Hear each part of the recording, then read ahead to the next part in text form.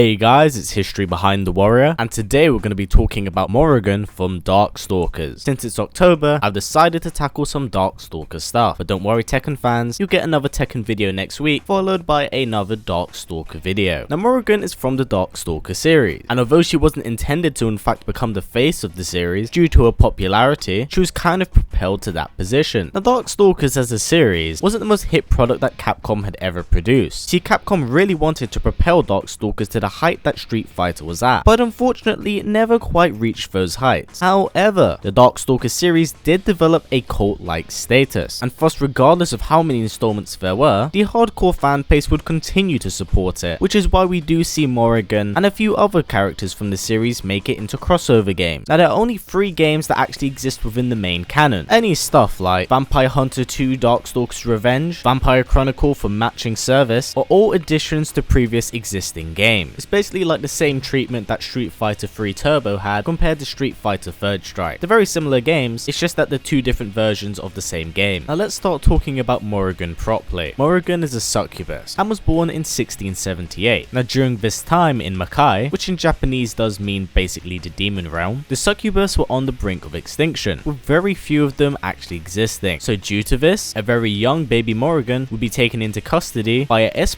demon called Belial. Now Belial was more or less the overlord of Makai, being arguably the strongest of the 3 houses that governed Makai. Now Belial not only adopted Morrigan because she was one of the few succubus left, but because he needed a successor and could sense the incredible power that Morrigan had within her, power that was strong enough to in fact surpass him, and at a very young age her power would become a problem. So Belial would split her power into 3 different pieces. 1/3 would belong to her, he'd absorb 1/3 into himself and hide away the last piece. The reason why he did this was that he had hoped that he could train Morrigan as she was growing up to become a being that could control her power. She was so incredibly powerful as a child that if it was left unchecked, she might accidentally destroy the entirety of Makai. Now whilst growing up, Morrigan was a very isolated individual. She didn't really grow up having any friends, and Morrigan herself felt absolutely no sympathy for her fellow succubi, because she felt no connection with them. She hadn't known anything really about them, so in her mind, why should she herself care? And due to this somewhat isolation, Morrigan on many occasions would travel over to the human realm, as it was very entertaining for her to toy around with humans and enjoy the nourishment she got from human souls and their dreams. It was a form of satisfaction and delight that she was very much so out of touch with, so she would travel to the human realm on many occasions. Now during this time, Dmitry Maximov decides to hold a tournament on Earth to see which of the Darkstalkers are really worthy of being the true ruler of Makai, and during this time, Dmitry sees Morrigan as his somewhat rival, as she is due to inherit Belial's throne. Now this tournament does become void and null, as the writers of this game didn't initially focus on story. It seems like they just wanted to establish the universe. Now 16 years would pass, and Belial would unfortunately die, meaning that Morrigan would now have to rise up and succeed Belial. But Morrigan wasn't ready for the pressure, and did her absolute best to avoid her responsibilities, but eventually she had to come to terms that she needed to become the new head of the Ainsland household. Now shortly after Belial's death, Dmitry Maximov would hear of this and challenge Morrigan to see who should be the rightful ruler of Makai. Now just before the 2 were set to engage each other, the 2 were dragged into this new demonic realm, referred to as the Morrigan. This new demon realm was created by a fellow noble, one by the name of Jeddah. You see, Jeddah was always against Belial and had never liked him, always considering him to be an abomination, and believed that by forging a new demon realm, he'd be able to control the future of this world. Now Jeddah wasn't stupid, and he did take into account how powerful Morrigan was, so Jeddah would reach out and find a bit of Morrigan's power that was lost, because when Belial died, he was unable to reunite Morrigan with her old power, and thus it was considered lost. That's until it was found by Jeddah. You see, the Demon Lord would then take this power and create a being out of it, one by the name of Lilith. Now Lilith, although not an existing being, had in fact watched Morrigan her entire life, and saw all the pleasures and happiness she enjoyed while she was just kind of lost. So in many ways, Lilith did envy her. So when Jeddah's plan started to come to fruition, he would pit Lilith against Morrigan, and Morrigan was able to defeat her, but did feel a form of sadness to her counterpart, as she never wanted Lilith to feel this form of pain and rejection. Morrigan was the first person to actually show her any form of kindness she no longer felt like at all, and as such, Lilith rejoined Morrigan Morrigan, and the two fused together, with Morrigan more or less doubling in power. So Jedda's plan more or less blew up in his face, and when Morrigan went to battle him, she was able to overwhelm and kill the demon overlord, to which she would then return back home to Makai and assert herself as ruler of the realm, as she was ready to follow in Belal's shoes. And this is the last time we actually see Morrigan in the Darkstalkers canon, and Morrigan herself has made numerous appearances outside of the Darkstalker franchise. However, they are mostly in crossover games, so the canon of those are flimsy at best. But that's more or less it for Morrigan. Now, I really do appreciate this character, and she's designed extremely well. Her playful personality and Succubus heritage really do go hand in hand with each other, and it's made for a very interesting and iconic character. And despite the Darkstalker series somewhat being considered dead by Capcom, she's continued to feature in multiple crossover games. So who knows, hopefully in the future, Capcom may decide to consider rebooting the series and starting again from the beginning, as the Darkstalker series is something that has a lot of potential, and I feel like now, after its cult-like status, it would appeal to more people now than it did back then. But anyway, that's kind of it for the video. Hopefully you have enjoyed this, as it's been quite nice touching a different topic. Now, we'll be doing another Darkstalker video in 2 weeks time. I don't initially have anyone in mind, but I do want to talk about Jedda, as the character to me is very interesting, lore-wise especially. But if you do have a better suggestion down below, please type it down in the comments section. Now, before this video wraps up guys, if possible, let's try getting it to about 500 likes. It's a great way of supporting this channel, as YouTube's ad system is broken as hell. By giving it a like, it helps out a ton. And if you want to go that extra step, we also have a Patreon set up. All money there will help out the channel a ton, as well as give you some rewards. Anyway guys, as always, please comment, like, subscribe, and share this video with everyone you know. Please take care, and I'll see you all next time.